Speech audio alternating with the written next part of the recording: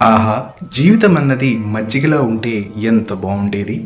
కానీ కొంతమంది మనుషులు దాన్ని మిరపకాయ రసం చేసుకుంటారు. మిత్రులారా, ఇప్పుడు నేను చెప్పేది మనలో ఉండే ఫ్రస్ట్రేటెడ్ మనిషి కథ.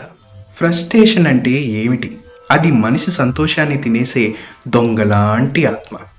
ఉదయం లేచిన దగ్గర నుంచి దాని దండయాత్ర మొదలవుతుంది. ఉదయం అలారం మోగగానే ఇంకా 5 నిమిషాలు ప్లీజ్ అని మనోడు అనుకుంటాడు. కానీ ఆ 5 నిమిషాలు భగవద్గీతలో కాలచక్రంలాగా ఎవ్వరికీ ఎదురు చూడదు. ఆఫీసు వెళ్ళడం. అది మరో యుద్ధం. ట్రాఫిక్‌లో 10 నిమిషాల్లో చేరుకుంటామని ఆటో డ్రైవర్ చెప్పిన వెంటనే మనోడు ఏదో స్పీడ్ లిమిట్ అనే భ్రమశ్లోకంలో చిక్కుకుంటాడు. ఆఫీసు చేరాక రోజుకి 3 కాఫీలు తాగడం వదిలి 2 కాఫీలపై తర్జన భర్జనలు మొదలవుతాయి. ఆ సమయంలో బాస్ వచ్చి డెడ్‌లైన్ దగ్గర పడుతుంది అని చెప్తాడు. ఫ్రస్ట్రేషన్ టాప్ గేర్‌లో వెళ్తుంది. సాయంత్రం ఇంటికొస్తే టీవీ రిమోట్ కోసం ఇంట్లో యుద్ధ వాతావరణం.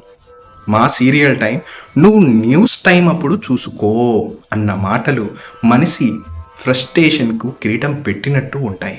ఇదంతా అలా గడిచాక రాత్రి పడుకున్నాక ఒక సుఖనిద్ర కావాలి అనుకుంటాడు. కానీ పొరుగింటి కుక్కల అరుపుల వల్ల అతనికి నిద్ర దూరం అవుతుంది.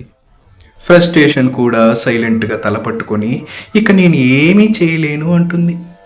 జీవితం అంటే ఇలా ఫ్రస్ట్రేషన్‌తో నిండిపోయిన రోజులు కాదు మిత్రమా. ఫ్రస్ట్రేషన్ మీ చాయ్‌లో చక్కెర బదులు ఉప్పు వేసినట్లు ఉంటుంది.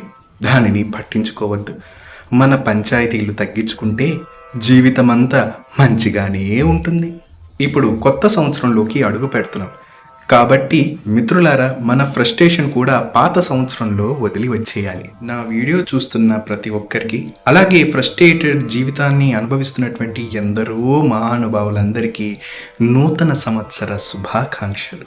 మీ జీవితంలో మీరు ఎప్పుడు ఫ్రస్ట్రేట్ అవుతారో కామెంట్ చేయండి. మన జీవితానికి శాంతి అనే దుప్పటి కప్పుదాం. ఈ వీడియో నచ్చితే లైక్ చేయండి, షేర్ చేయండి అండ్ సబ్స్క్రైబ్ చేయడం మాత్రం మర్చిపోవద్దు. మళ్ళీ ఇంకో ప్రవచనంతో మళ్ళీ మనం కలుద్దాం.